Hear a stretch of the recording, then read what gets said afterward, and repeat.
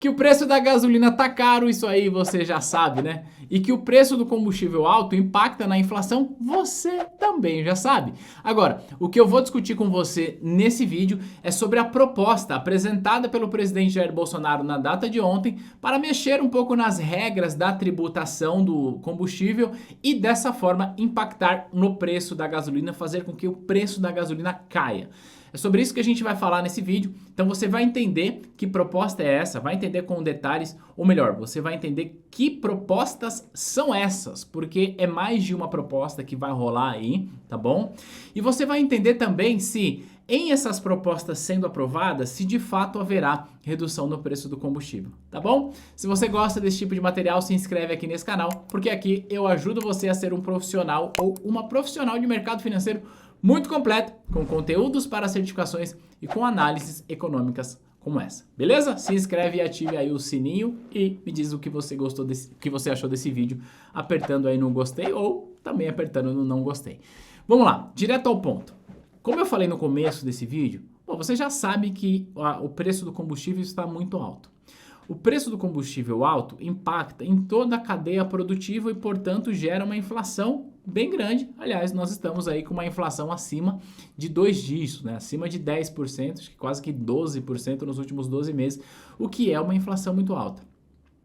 E aí, o governo se vê numa condição de que alguma coisa precisa ser feita. Que coisa é essa? Interferir nos preços da Petrobras, congelar preço, proibir exportação, proibir importação, sei lá. Essas coisas, via de regra, elas não fazem muito sentido econômico. Então, um caminho que o governo está tentando mexer é mexer na estrutura tributária do combustível. E se ele consegue fazer isso, ele vai reduzir a cobrança de impostos sobre o consumo de combustível. E na prática isso tende a reduzir o preço do combustível. Agora, será que de fato é isso que vai acontecer? É isso que a gente vai analisar. Então, para que a gente possa analisar isso, vamos contextualizar. Você precisa saber o que de fato está rolando. Então, primeira coisa que está rolando é o seguinte. Existe um projeto de lei que é o PL 18 de 2022, então PL de projeto de lei, que está em tramitação no Congresso. O que dispõe esse projeto? Esse projeto, ele classifica combustíveis, energia e telecomunicações como serviços essenciais para a nossa sociedade e, por conta disso, ele limita uma cobrança máxima de ICMS para 17%. Em outras palavras, esse projeto procura colocar um teto na cobrança do ICMS no combustível de até 17%. Já que quando a gente está consumindo combustível, a gente paga ICMS, beleza? Primeira coisa que a gente precisa entender, ICMS não é um imposto federal, é um imposto estadual e quem determina isso são os governadores nos seus respectivos estados, tá bom? E aí, o que agora é exatamente por isso que o governo federal, através do presidente Jair Bolsonaro, não pode dizer, olha, agora o ICMS do combustível tem de ser 5, 2, 0. Ele não pode fazer isso porque isso não está no poder do presidente, isso está no poder dos governadores. Então, o que esse projeto procura fazer é o seguinte, governadores, vocês são livres para estabelecer a alíquota aí dos combustíveis. Entretanto, o máximo que vocês poderão fazer é cobrar 17%. É isso que esse projeto está rodando, é assim que, via de regra, deve acontecer com este projeto. Qual que é o cenário aqui? Esse projeto já foi aprovado na Câmara dos Deputados e agora ele precisa de aprovação no Senado Federal. Na minha visão, ele vai encontrar uma resistência um pouco maior de aprovação e existe uma razão por isso. Aliás, duas razões. A razão número 1 é que a gente precisa entender o papel de cada um dos parlamentares. Os deputados, que já aprovaram esse Congresso, são parlamentares eleitos para defender o interesse da população. Então, em um ano de eleição, é bastante plausível imaginar que os deputados vão votar a favor de reduzir o ICMS. Ok? Agora, o Senado, o papel do Senado não é o mesmo dos deputados. Os senadores, eles não são eleitos para defender o interesse da população. Os senadores estão lá para representar os estados, os entes federados. E é exatamente por essa razão que todo estado, independente do seu tamanho, independente da sua estrutura, do seu orçamento, todo estado tem 3 senadores, tá? Então, 3 senadores por estado, porque o papel do senador é ser um representante do estado, do ente federado junto à União. O que significa dizer aqui é o seguinte, que os governadores de cada estado certamente vão criar um processo de interlocução com os seus respectivos senadores, porque reduzir o ICMS pode significar uma perda significativa na arrecadação dos estados. Agora, eu, Thiago, por princípio, reduzir imposto me soa como razoável, como positivo. Entretanto, a gente vive em uma estrutura de sociedade em que muitas coisas só funcionam por conta dos impostos. A gente poderia discutir isso em um outro momento, mas quando eu digo que um estado vai arrecadar menos, eu não estou dizendo que o governador vai ter menos dinheiro no bolso. O que eu estou dizendo é que vai ter menos dinheiro para educação, vai ter menos dinheiro para segurança e por aí vai. Então é uma ampla discussão, não existe uma resposta simples para esse problema complexo. Então, a primeira razão pela qual esse projeto pode encontrar resistência no Senado é porque os senadores, como eu disse, representam o interesse da unidade federativa e não da população.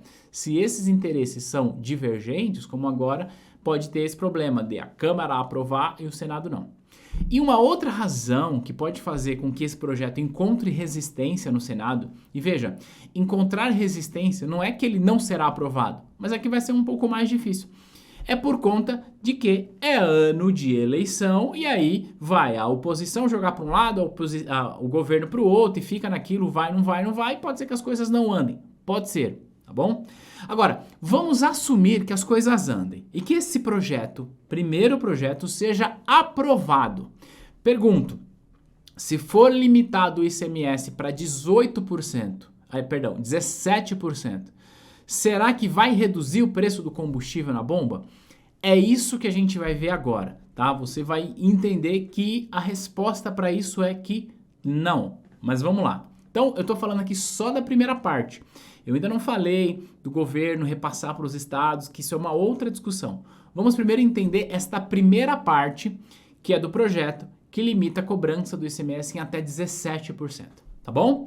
Eu vou compartilhar aqui uma tela com você. Aí, agora foi.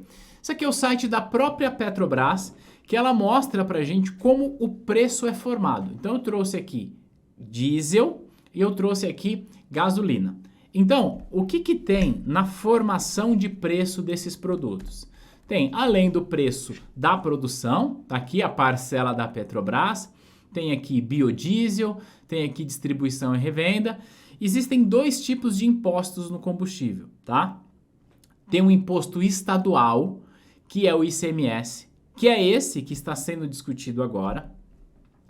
E tem um imposto federal, que é a CID, PIS, PASEP e COFINS. PIS, COFINS e CID, são 3 impostos federais. O governo federal, portanto, o presidente Jair Bolsonaro, tem total autonomia para mexer nos impostos federais, tá?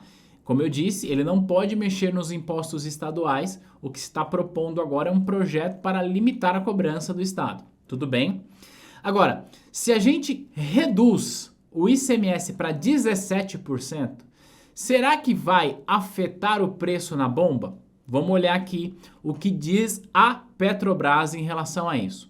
Preço médio do diesel no Brasil, tá? Aqui a gente poderia filtrar por estado, mas a gente vai olhar Brasil. Então, olha o que ele está dizendo, que na composição do preço médio do diesel, atualmente o governo federal não cobra nada de impostos, porque o governo zerou isso esse ano, e os estados têm um peso aqui de 11,6% na média. Significa dizer o seguinte, que se esse projeto de lei for aprovado, que vai limitar a cobrança de até 17%, no diesel não vai mudar nada, porque o imposto estadual, segundo consta no site da Petrobras, Média Brasil, já está abaixo de 17%. Portanto, este projeto de lei, que repito, está em votação, ele não tem potencial de mudar em nada no preço do diesel, tá bom? Agora, vamos olhar aqui a gasolina. Na gasolina ele tem um potencial de mudar, tá? E a gente vai olhar aqui. Mesma lógica, parcela Petrobras, impostos federais. Aqui já é uma informação importante, tá? Na gasolina, os impostos federais, eles estão sendo cobrados. Portanto, existe aí uma narrativa de que o governo zerou os impostos federais nos combustíveis. Isso é uma meia-verdade. O governo zerou impostos federais no diesel, não zerou na gasolina, ao menos por enquanto, tá bom? Pode ser que ele venha a zerar. Então tem aqui uma cobrança de impostos federais, que a proposta não deve mexer com isso, mas tem aqui o imposto estadual, que é o ICMS, que está em discussão, onde prevê uma redução para que os estados cobrem no máximo 17%. Portanto, haveria aqui um potencial de redução do ICMS na gasolina. No diesel, não tem potencial de mexer em nada. Na gasolina tem. Agora, isto significa dizer que se esse projeto for aprovado, o preço da gasolina de fato vai cair? Bom, eu tenho minhas dúvidas. Por quê? Se nós virmos aqui no site da ABICOM, a ABICOM é a Associação Brasileira de Importadores de Combustível. Ela gera um relatório de PPI todos os dias, e esse é do dia 7. E ela está trazendo para a gente a comparação da paridade de preço internacional versus o preço doméstico, tá? E aí ela vem apontar para a gente que, olha só, que existe uma defasagem no preço do combustível, tanto do diesel quanto da gasolina.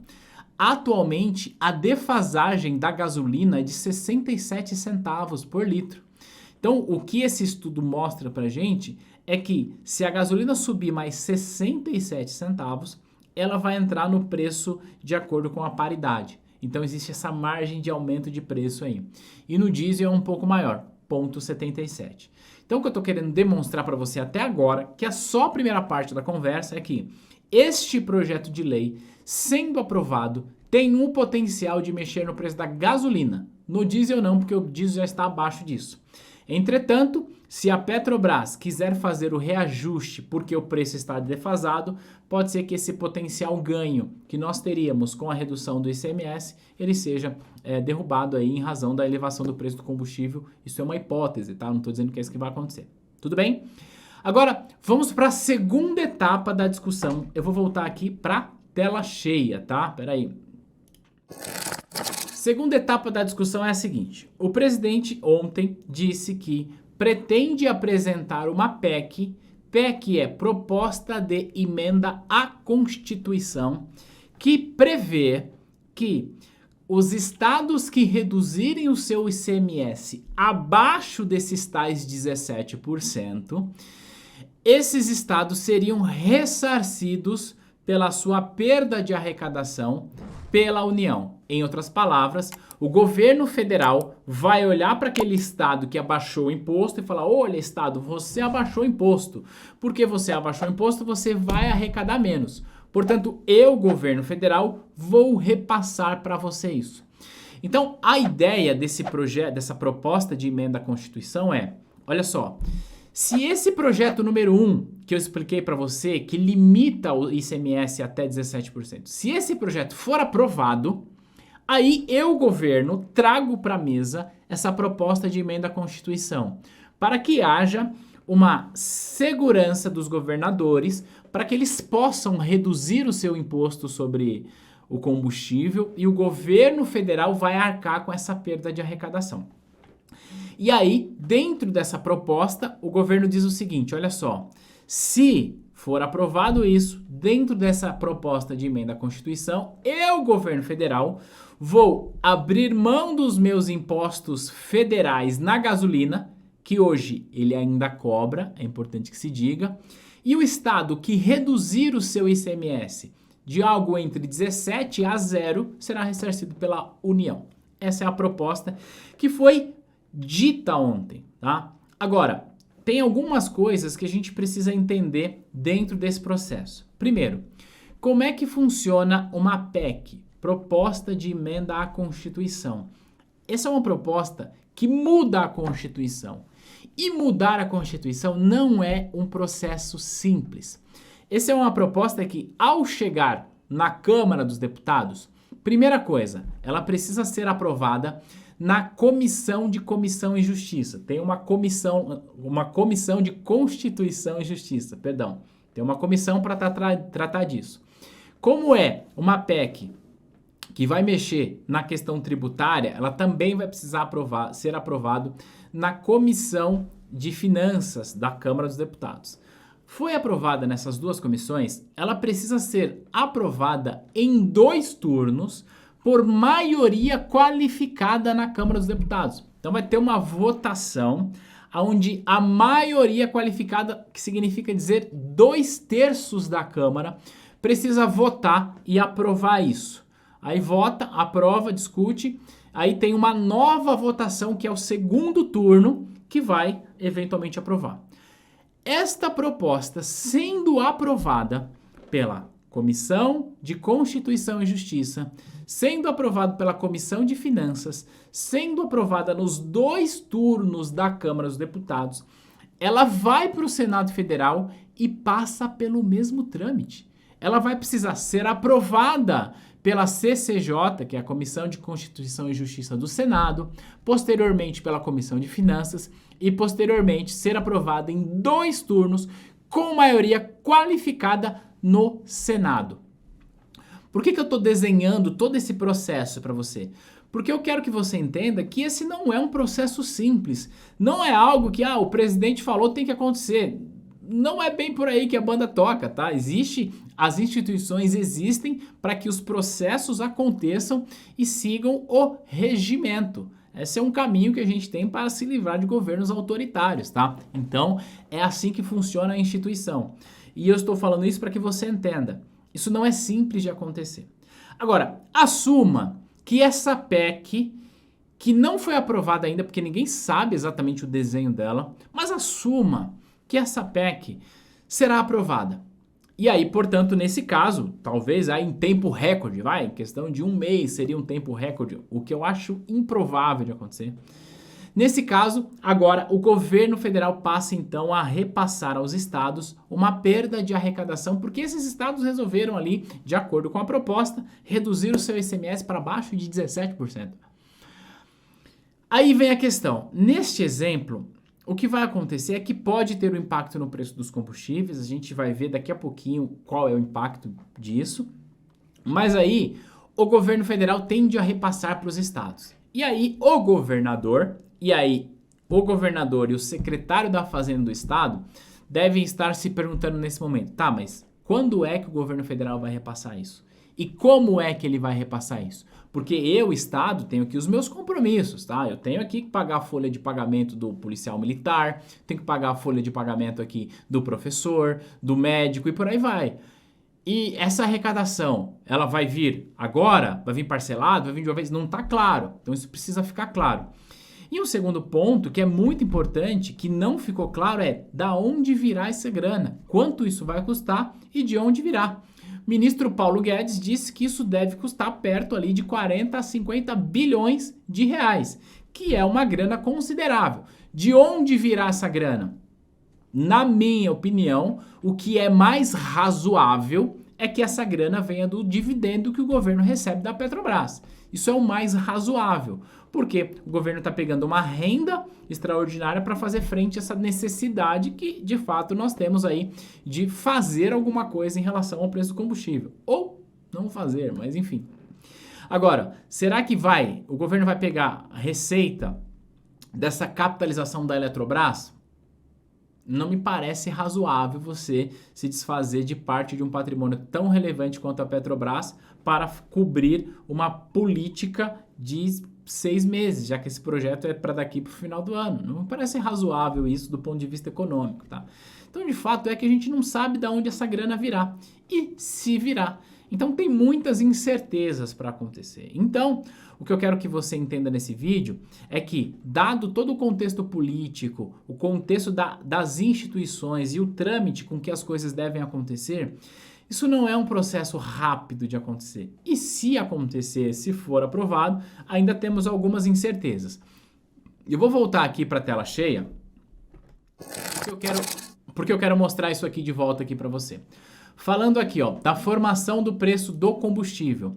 o potencial que a gente está buscando aqui de redução, que o governo está buscando de redução, é no limite, conseguir zerar o ICMS. No limite. Por que no limite? Eu estou falando que se esse primeiro projeto que eu citei for aprovado e se a PEC, que não foi apresentada ainda, mas se for apresentado e for aprovado, então no limite, tudo dando certo, o que o governo está buscando é no limite zerar os impostos federais e zerar os impostos estaduais, que é o tal do ICMS que estamos discutindo bastante. No diesel, como eu disse, os impostos federais já não são cobrados, tá?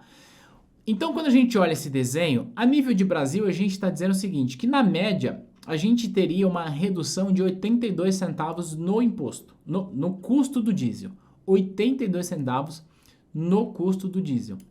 Vamos olhar para a defasagem? A defasagem do diesel, no dia que eu estou gravando hoje, é de 77 centavos. O que na prática significa dizer é que, se no limite, se tudo der certo, que tem muita discussão política aí no meio do caminho, mas se tudo der certo, a gente vai ter uma redução de 82 centavos no ICMS. Entretanto, se o combustível for reajustado de acordo com a sua defasagem, teríamos um aumento de 77 centavos, portanto, uma redução de 5 centavos no preço. Então, o preço médio do diesel sairia de 7,5 para R$ 7 reais. Isso preço médio, tá? Claro que se a gente olhar aqui, cada estado tem uma outra média. Então, eu estou trabalhando com a média Brasil. Tudo bem? Que ele trouxe aqui para São Paulo, por exemplo. Vamos ver o que ele traz aqui de São Paulo.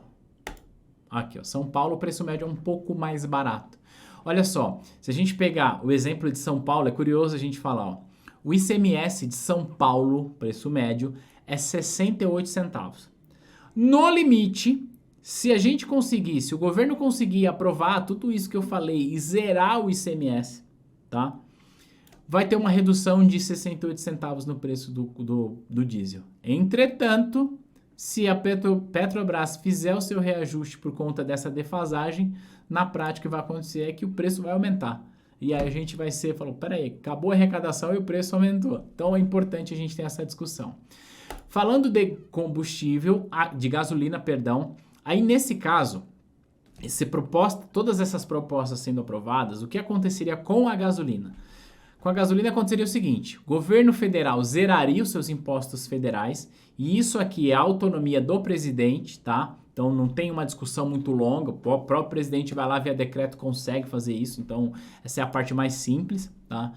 E zeraria esse imposto estadual aqui. Então se a gente pega uma calculadora aqui, o potencial de redução do preço da gasolina, veja, não do diesel, da gasolina, vou colocar a calculadora aqui na tela, ó, é 1,75 de ICMS, 0,69 de PIS, COFINS e CID. O potencial de redução da gasolina é de R$ 2,44, tá? E aí, dentro desse cenário aqui, ó, 7,25 menos, a gasolina cairia para algo perto ali de R$ 5,00, com algum arredondamento e tudo mais. Obviamente que outras variáveis podem acontecer, podem mexer aqui. Entretanto, tem uma defasagem aqui de 67 centavos. O que significa dizer que se a gente pega aqui e coloca essa defasagem, que hoje é 67, amanhã a gente não sabe, a gasolina iria ali para 5,48, preço médio nível Brasil. Repito, se todo esse processo acontecer. Então, nesse vídeo, que já está mais longo do que eu gostaria, eu quis trazer para você qual que é a discussão. O que está rolando? O preço da gasolina vai baixar? Resposta, não. Pelo menos até que tudo isso seja aprovado. Existe chance de tudo isso, ou seja, o projeto de lei, PL 18, mais essa PEC, que nem foi apresentada ainda, mais essa PEC ser aprovada num curto espaço de tempo? Não, não existe. Antes de julho não vai ser aprovado. Improvável que seja aprovado antes de agosto. É improvável. Dado o tempo para que essas coisas tramitam no Congresso, é improvável que seja aprovado antes de agosto. E aí, você já sabe o que vai acontecer. É ano de eleição, vem a discussão, e aí é o governo, o presidente, que aí não é uma crítica ao presidente, qualquer presidente no poder faria a mesma coisa, né? Pensando na reeleição, isso é do jogo, goste você ou não, isso é do jogo, tá? Então é o governo que está pensando na reeleição, querendo fazer as coisas de maneira meio atabalhoadas, como todo governo faz em época de reeleição, e é a oposição que não quer que o governo ganhe um segundo mandato, que vai fazer de tudo para barrar. Então, foi o que eu disse, a gente entra numa discussão de, primeiro, os trâmites institucionais por natureza são mais demorados. E segundo, esses trâmites institucionais em época de eleição, eles são piores, não anda. Porque como eu disse, o governo que está no poder, isso serve, tá, para o presidente Jair Bolsonaro, mas serve para todos os governadores de todos os estados. O governador do seu estado aí, se ele não está no segundo mandato, ele está pensando na reeleição, tá? Então, só estou falando isso para que fique claro, que eu não estou dizendo, o governo só está pensando em reeleição, não. Político tá lá e ele vai pensar nisso. Eu discordo completamente disso, mas essa é a regra do jogo. Então o governo está pensando em reeleição e por pensar em reeleição toma medidas um pouco atabalhoadas e querendo apressar as coisas, porque isso pode comprometer o resultado da eleição. Só que a oposição sabe disso. E a oposição, por saber disso e não quer que o governo ganhe, vai criar todos os mecanismos possíveis para barrar qualquer possibilidade de avanço e redução de preços, porque sabe que isso pode comprometer o resultado da eleição. Então, voltando para a tela cheia, é uma discussão muito longa, não é simples de ser resolvido, mas eu tentei aqui nesse vídeo mostrar para você tudo o que está rolando e qual que é o impacto disso no preço do combustível. Repito, o preço do combustível vai baixar? Resposta, não. Ao menos por enquanto, não. Pode ser que ele baixe a depender da tramitação desses dois projetos que, como eu disse, são projetos diferentes e que tramitam em velocidades diferentes e níveis de complexidades diferentes.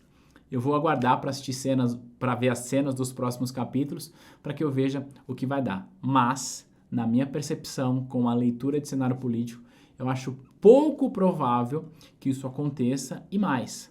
Por outro lado, eu acho que isso vai virar um trunfo na manga do próprio governo para dizer o seguinte, olha, eu governo tentei, foi os deputados que não aprovaram, foi o senador que não aprovou. Olha só, eu governo estou preocupado, eles não estão preocupados, então olha lá em quem você vai votar. Então vai acabar virando uma grande discussão política e espero que tenhamos bastante juízo na hora de escolher os nossos representantes em 2022. Conta aqui pra mim nesse vídeo se fez sentido essa explicação, se você entendeu o que tá rolando, qual que é a sua percepção sobre isso, vai baixar o preço da gasolina, do diesel, não vai?